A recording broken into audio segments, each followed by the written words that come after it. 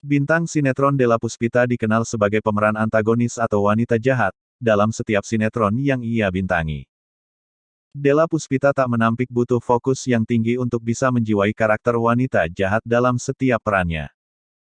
Sebab, Della Puspita tidak mau setengah-setengah dalam memerankan sebuah karakter, walau itu baik atau sekalipun menjadi wanita jahat. Selama memerankan karakter antagonis, wanita 41 tahun itu sering mengalami hal-hal yang di luar dari perkiraannya. Della mengaku beberapa kali setengah badannya sering kesemutan karena sering marah-marah di lokasi syuting saat menjadi karakter antagonis.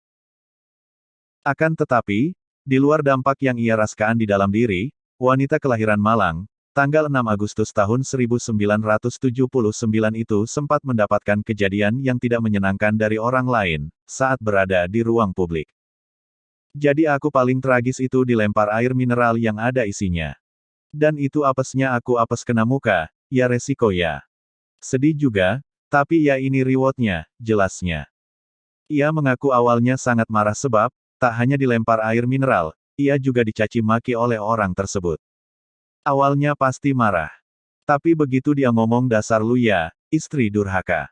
Oh dia korban sinetron nih. Dalam hatiku istighfar aja. Ya ampun bener-bener deh, ungkapnya.